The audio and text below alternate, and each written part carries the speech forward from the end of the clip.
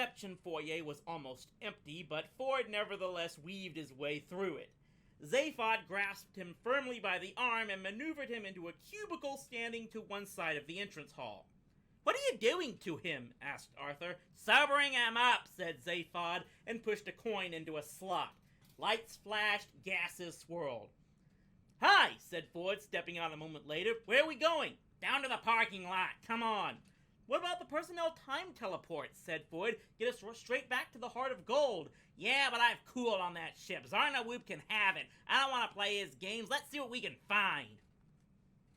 A Sirius Cybernetics Corporation Happy Vertical People Transporter took them down deep into the substrata beneath the restaurant. They were glad to see it had been vandalized and didn't try to make them happy as well as take them down. At the bottom of the shaft, the elevator doors opened and a blast of cold, stale air hit them. The first thing they saw on leaving the elevator was a long concrete wall with over 50 doors in it, offering laboratory facilities for all of 50 major life forms. Nevertheless, like every parking lot in the galaxy throughout the entire history of parking lots, this parking lot smelled predominantly of impatience. They turned a corner and found themselves on a moving catwalk that traversed a vast, cavernous space that stretched off into the dim distance. It was divided off into bays, each of which contained a spaceship belonging to one of the diners upstairs, some smallish and utilitarian mass production models, others vast shining limo ships, the playthings of the very rich. Zaphod's eyes sparkled with something that may or may not have been avarice as he passed over them. In fact, it's best to be clear on this point, avarice is definitely what it was. "There he is," said Trillian. "Marvin, down there!" They looked to where she was pointing. Dimly they could see a small metal figure listlessly rubbing a small rag on one remote corner of a giant silver sun cruiser. At short intervals along the moving catwalk, wide transparent tubes led down to floor level. Zaphod stepped off the catwalk into one of these and floated gently downward. The others followed. Thinking back to this later, Arthur Dent thought it was the single most enjoyable experience of his travels in the galaxy. "Hey, Marvin," said Zaphod, striding over to him. "Hey, kid, are we pleased to see you?"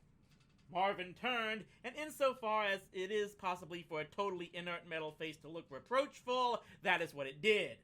"No, you're not," he said. "No one ever is." "Suit yourself," said Zaphod, and turned away to ogle the ships. Ford went with him. Only Trillian and Arthur actually went up to Marvin. "No, really we are," said Trillian, and patted him in a way that he disliked intently. "Hanging around waiting for us all this time." 576,000,003,579 years, said Marvin. "I counted them." "Well, here we are now," said Trillian, feeling quite correctly in Marvin's view that it was a slightly foolish thing to say. "The first 10 million years were the worst," said Marvin. "And the second 10 million years, they were the worst too. The third 10 million I didn't enjoy at all. After that, I went into a bit of a decline." He paused just long enough to make them feel they ought to say something, and then interrupted. "It's the people you meet in this job that really get you down," he said, and paused again. Trillian cleared her throat. "Is that—" "The best conversation I had was over 40 million years ago," continued Marvin. Again the pause. "Oh dear." "And that was with a coffee machine." He waited. "You don't like talking to me, do you?" said Marvin in a low, desolate tone. Trillian talked to Arthur instead.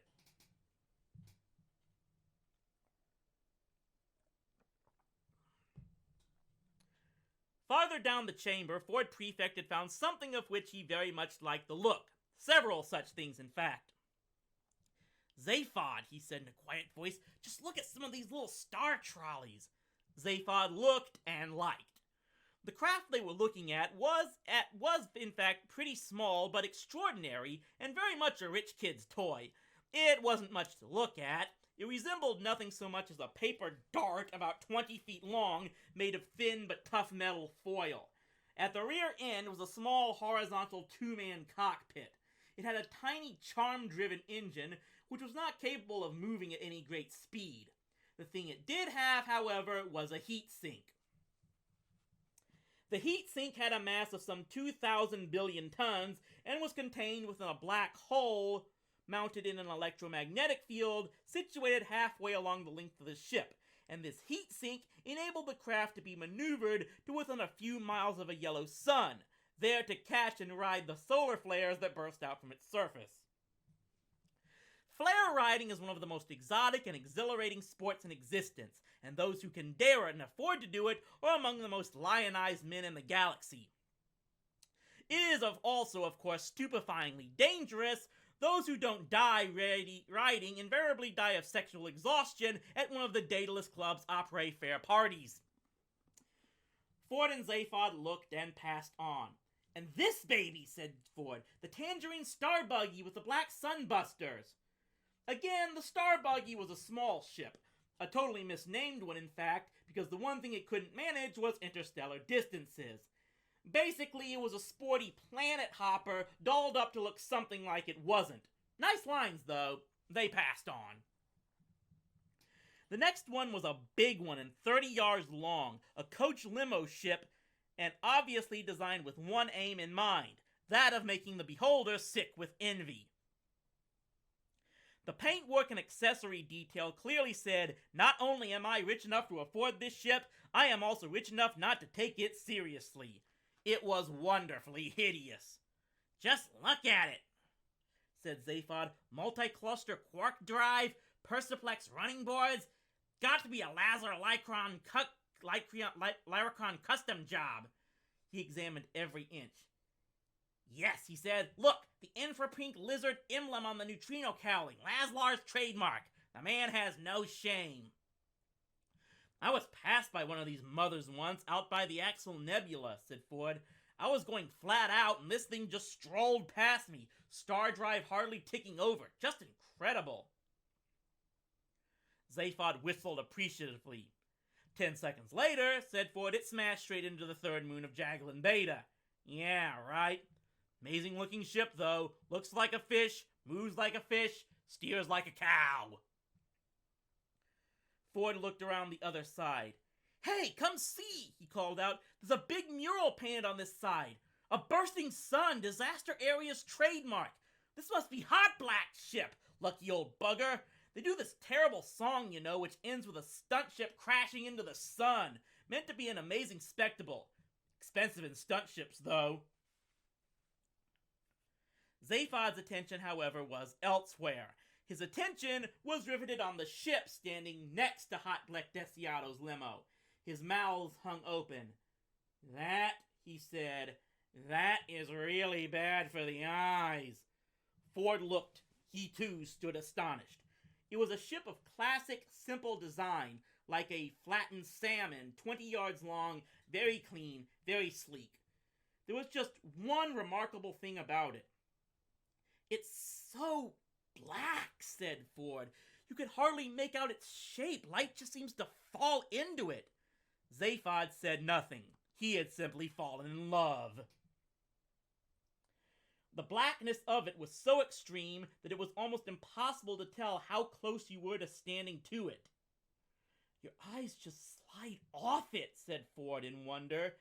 It was an emotional moment. He bit his lip.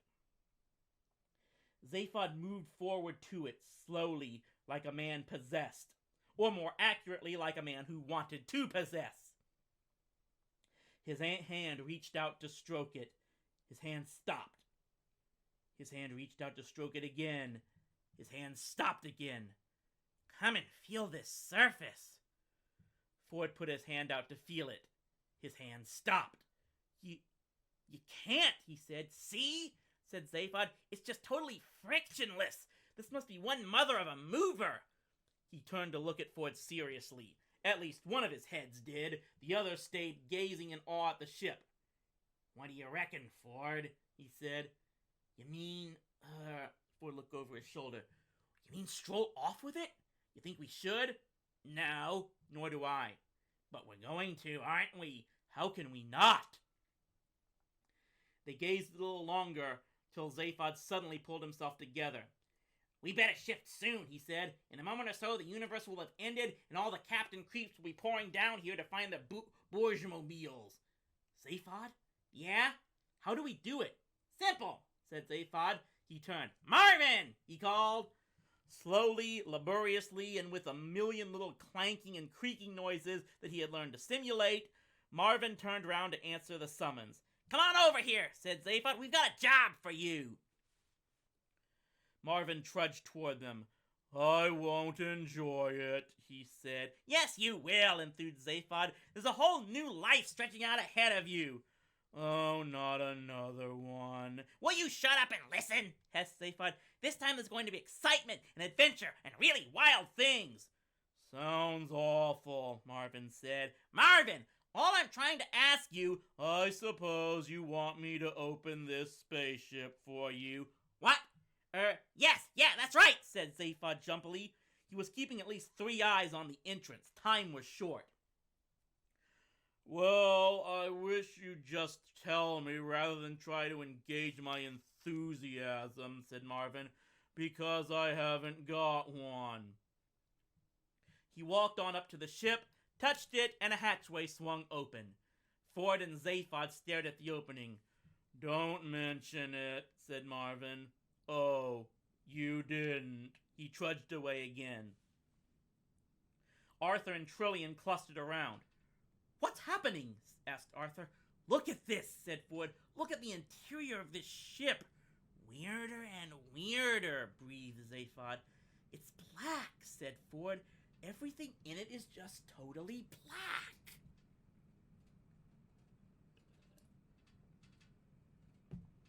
In the restaurant, things were fast approaching the moment after which there wouldn't be any more moments.